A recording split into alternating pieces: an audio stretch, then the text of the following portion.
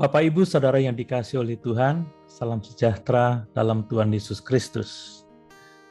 Mari kita merenungkan firman Tuhan dari kitab Sefanya pasal 1. Saya tidak akan membacakan ayat-ayat ini untuk kita sekalian. Saya berharap Bapak, Ibu, Saudara bisa membaca dengan seksama di Alkitabnya masing-masing. Kalau kita membaca dengan seksama kitab Sefanya, khususnya pasal 1 ini, kita melihat bahwa Tuhan tidak pernah memandang ringan pada dosa yang kita lakukan.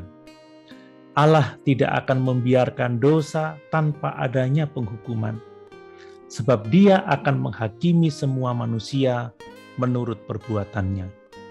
Cukup banyak ayat yang menjelaskan tentang penghakiman Allah atas dosa.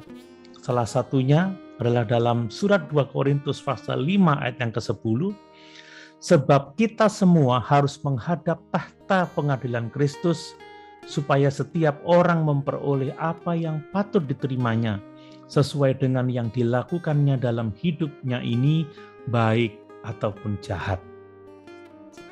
Perhatikan apa yang Allah lakukan pada Adam dan Hawa setelah mereka berbuat dosa. Apa yang Allah lakukan terhadap Kain, manusia pada zaman Nuh, dan masih banyak hal yang lainnya lagi. Allah membalas mereka dengan penghukuman atas dosa yang mereka perbuat. Ingat bagaimana Allah mengusir Adam dan Hawa dari Taman Eden. Kain dikutuk oleh Tuhan karena dosanya, dan Allah membinasakan manusia pada zaman Nuh dengan air bah. Demikian juga dengan kita. Sebagai anak Tuhan tidak berarti kita bisa bertindak semau kita dan dapat berbuat dosa tanpa mendapatkan penghukuman. Perhatikan dalam Galatia pasal 5 ayat 19-21. Perbuatan daging telah nyata, yaitu percabulan, kecemaran, hawa nafsu, penyembahan berhala, sihir, perseteruan, perselisihan, iri hati, amarah, kepentingan diri sendiri, percideraan, roh pemecah, kedengkian, kemabukan, pesta pora, dan sebagainya. Terhadap semuanya itu kuperingatkan kamu, seperti yang telah kubuat dahulu, bahwa barang siapa melakukan hal-hal yang demikian, ia tidak akan mendapat bagian dalam kerajaan Allah. Perhatikan juga dalam surat 1 Korintus pasal 6 ayat 9-10. Atau tidak tahukah kamu bahwa orang-orang yang tidak adil tidak akan mendapat bagian dalam kerajaan Allah? Janganlah sesat. Orang cabul, penyembah berhala, orang bersinah, banci, orang pemburit, pencuri, orang kikir, pemabuk, pemfitnah, dan penipu tidak akan mendapat bagian dalam kerajaan Allah. Itulah sebabnya kita harus hidup dalam takut dan gentar kepada Allah yang adalah hakim yang adil. Mari kita ingat peringatan Rasul Petrus di dalam 1 Petrus pasal 1 ayat yang ke-17. Dan jika kamu menyebutnya Bapa, yaitu Dia yang tanpa memandang muka menghakimi semua orang menurut perbuatannya, maka hendaklah kamu hidup dalam ketakutan selama kamu menumpang di dunia ini. Allah akan menghukum manusia dengan penderitaan yang berat.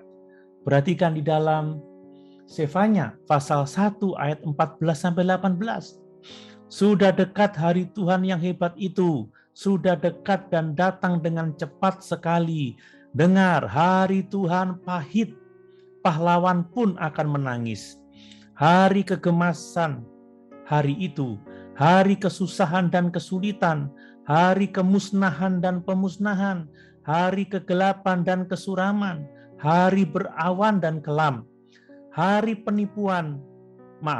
hari peniupan sangkakala, dan pekik tempur terhadap kota-kota yang berkubu dan terhadap menara penjuru yang tinggi. Aku akan menyusahkan manusia sehingga mereka berjalan seperti orang buta, sebab mereka telah berdosa kepada Tuhan Darah mereka akan tercurah seperti debu dan usus mereka seperti tahi. Mereka tidak dapat diselamatkan oleh perak atau emas. Mereka pada hari kegemasan Tuhan, dan seluruh bumi akan dimakan habis oleh api cemburunya. Sebab kebinasaan, malah kebinasaan dahsyat diadakannya terhadap segenap penduduk bumi. Bapak, Ibu, Saudara yang dikasihi oleh Tuhan, saya akan mengemukakan bermacam-macam dosa yang harus kita waspadai, yang akan membawa manusia kepada murka Allah. Dalam Sefanya 1 kita melihat beberapa dosa yang akan membawa manusia pada penghukuman. Yang pertama adalah dosa mengabdi kepada dua tuan. Saya membaca ayat yang kelima dari Sefanya pasal 1. Juga mereka yang sujud menyembah di atas sotoh kepada tentara langit, dan mereka yang menyembah dengan bersumpah setia kepada Tuhan, namun di samping itu bersumpah demi dewa Milkom. Ini adalah dosa mengabdi kepada Tuhan. Ya, di satu sisi mengabdi kepada Tuhan, tetapi di sisi lain menyembah dewa-dewa lain. Dosa yang seperti ini akan membawa manusia kepada murka Allah.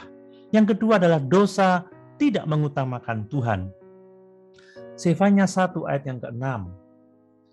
Serta mereka yang berbalik daripada Tuhan, yang tidak mencari Tuhan dan tidak menanyakan petunjuk-Nya. Ini adalah orang-orang yang tidak mengutamakan Tuhan, dan orang-orang yang seperti itu akan menghadapi penghakiman Tuhan. Yang ketiga adalah dosa memakai pakaian asing, yaitu dosa hidup dengan cara hidup orang-orang yang tidak mengenal Tuhan, yang tidak percaya Tuhan, adalah dosa menjadi serupa dengan dunia ini. Saya membacakan Sefanya 1 ayat yang ke-8. Pada hari perjamuan korban Tuhan itu, aku akan menghukum para pemuka, para anak-anak raja, dan semua orang yang memakai pakaian asing. Memakai pakaian asing, hidup dengan cara hidup orang berdosa, akan mendatangkan murka Allah.